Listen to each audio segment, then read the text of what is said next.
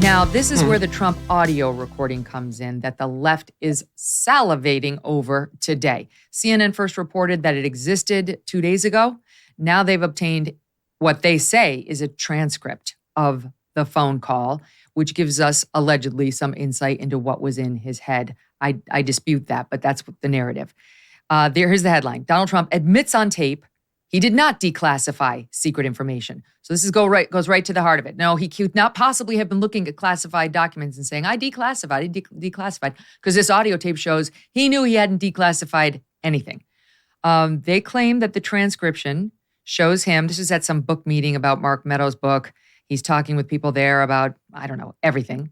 They say Trump's discussing a classified Pentagon document about attacking Iran. He's complaining because Chairman of the Joint Chiefs, Mark Milley, had been quoted in some New Yorker story about Milley allegedly fighting to stop Trump from striking Iran and allegedly saying, you're going to have an effing war. So this is Trump saying, I wasn't the one who wanted war. Milley wanted war. The Pentagon, they were suggesting war against Iran and showing me plans.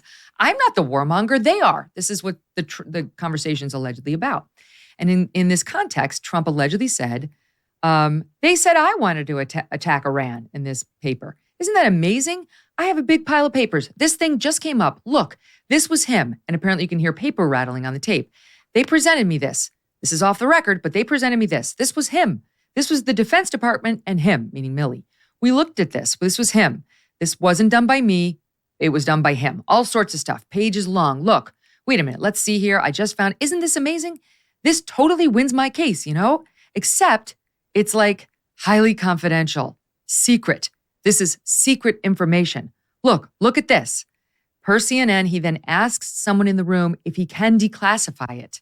And then he says, as president, I could have declassified, but now I can't. Now, this is what they say shows he knew he didn't. Now, we don't know, Alan, where this document came from. We don't know if it came from Mar-a-Lago, if it came from we have no idea, but I don't know whether this is the slam dunk, the silver bullet that the left now thinks it is. What do you think? Well, I think it's a smoking gun, but, smoke sometimes can be caused by fire, sometimes by arson. We don't know. There's nothing in that suggests that he didn't declassify anything, but merely that he could have declassified this, but didn't. We have to see what the document says. We have to see whether he actually showed it to read to the reporter or whether he just kind of showed it to him and said, see, I have this document, but I'm not going to show you what's in it. It all depends on the specific facts, but it sounds like it's the most serious piece of evidence. And it's a tape, which is juries love to listen to tapes.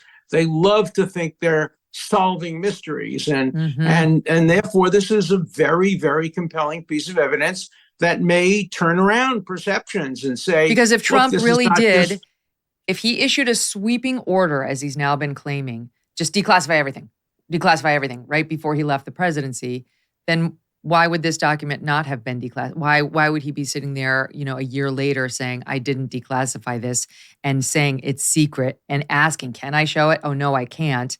By the way, the prosecutors then subpoenaed the document and say they still don't have it.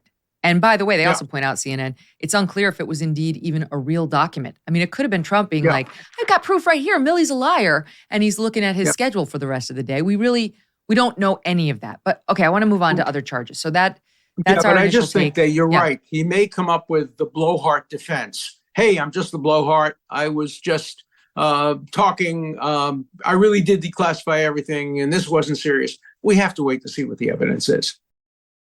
Look, you did the tough thing during COVID. You paid your people and pulled your business through the pandemic. And now doing the tough thing could qualify you for up to $26,000 per employee at covidtaxrelief.org. Government funds are available to reward companies with 2 or more employees who stayed open during COVID. It's not a loan, and you don't have to pay it back.